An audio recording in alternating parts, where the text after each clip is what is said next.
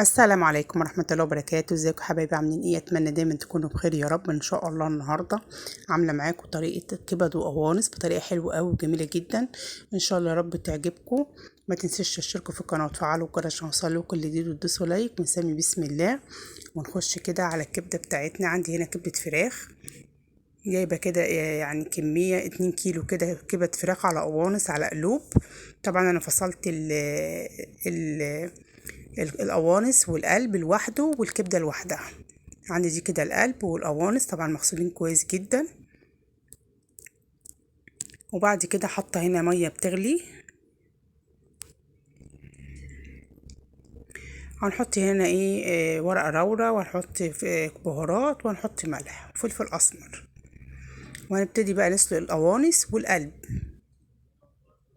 بس كده عندي القوانص مغسوله كويس جدا ومتنقعه بحبه ملح كده وليمون. وبعد كده شطفتهم، وبعد كده ايه ابتدي اسلقهم. يبقى انا هسلق القوانص والقلب عشان ايه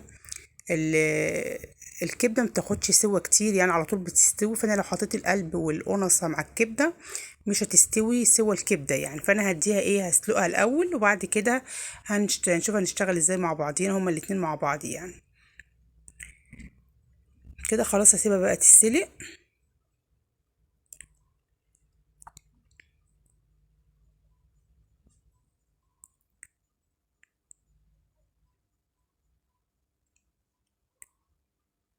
كده خلاص اهي استوت معايا.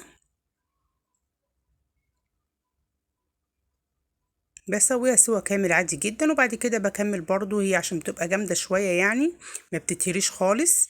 فممكن تسويها سوا كامل في الشوربة دي، وبعد كده بقى نديها بقى تستوي معانا كمان تاني مع قلب ايه الكبدة. هنعملها بطريقة حلوة وجميلة جدا.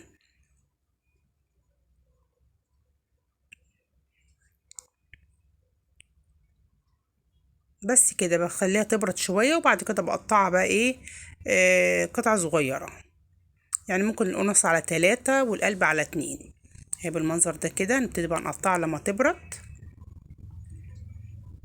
هنا جبت بقى ايه يعني صينيه كده احط فيها معلقه سمنه كبيره على معلقتين زيت كده. وجبت بصلتين كده بشرتهم. بس كده جبت بصلتين متوسطين كده ورحت بشراهم وحطيت عليهم رشه من الملح.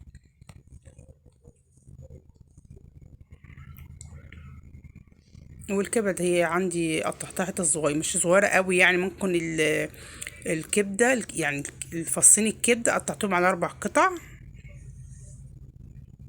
هنحط دلوقتي عليهم ايه ليمونتين كده، عشان طبعا انا ما نقعتش الكبده بليمون ولا ملح ولا اي حاجه. بحصر عليهم ليمونتين كده واقلبهم عشان ايه الزفاره برضو ميبقاش فيه من ريحه الزفاره خالص لما بنحط عليهم ليمون ونستعملهم.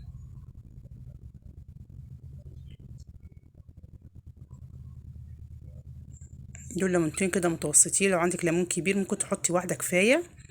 فانا عندي كميه عشان كبيره فحطيت عليهم ايه ليمونتين.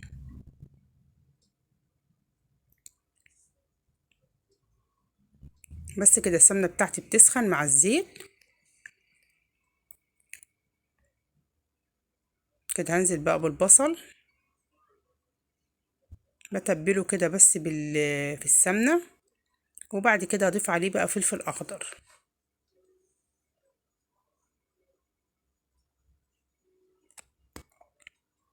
ندي له تتبيله كده. انا مش هحمر البصل، نخليها بس تبقى لونها الشفاف كده.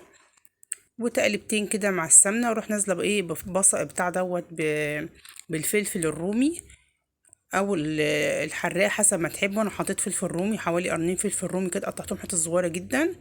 واضيفهم على البصله كده وهي ايه بتتبل.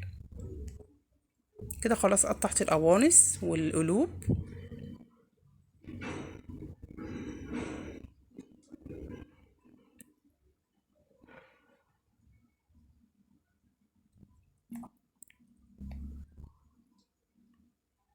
طبعا الاكله دي ممكن تتاكل مع مكرونه، ممكن تتاكل مع رز ابيض حسب ما تحبوا.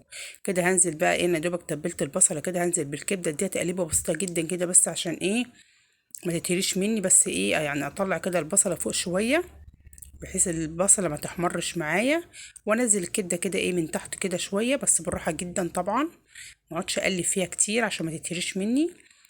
بس كده يا دوبك انا بس حركت بس البصله من مكانها، وخلاص على كده اسيبها تشد معايا شويه كده، وبعد كده اديها تقليبه كويس. بس كده شدت معايا اهي، بقى ابتدي برضو اقلب بالراحه من تحت لفوق كده، عشان الكبده ما بتاخدش ايه سوا كتير، يعني ما بتاخدش تقعدش على النار كتير وما تتهريش مني. فبقلب بالراحه برضو جدا، بديها تقليبه بالراحه كده عشان كلها تستوي. كل شويه طبعا انا بديها تقليبه كده، وبنزل بقى بالقوانص اللي انا ايه سلقتها وقطعتها حتت صغيره كده، يعني القنص على 3 قطع والقلب على 2. ده كده قطع مناسبه حلوه. بس برضو هديهم بقى تقليبه برضو كده كويسه من تحت لفوق كده بالراحه. وهنا بقى عندي ملح، وعندي فلفل اسمر، وعندي بهارات، وعندي كزبره ناشفه، وعندي كمون، وعندي شطه. يبقى حطينا عليها ملح وفلفل اسمر وكمون وكزبره ناشفه وشطه وحبه بهارات، اللي هي السبع بهارات دي. بس كده اديها تقليبه كويسه كده.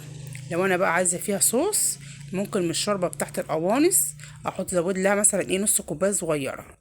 مش عايزه صوص اخليها ناشفه كده، ممكن اكلها بالعيش، اكلها مثلا مع مكرونه، اخليها زي كده. هي كده لو عايزين ليها صوص شويه ممكن تحطوا نص كوبايه شوربه او نص كوبايه ميه، بس احنا مخلينها كده ايه ناشفه شويه، عشان هتتاكل جنبيها ايه مثلا مكرونه، جنبيها طرش، جنبيها سلطه، حسب ما تحب. ممكن تتعمل سندوتشات جنب سلطه او طرشي، او تتاكل جنب مكرونه بالصلصه، يبقى طعمها جميل جدا وخفيفه. نبتدي بقى خلاص كده استوت معايا، نبتدي نغرفها.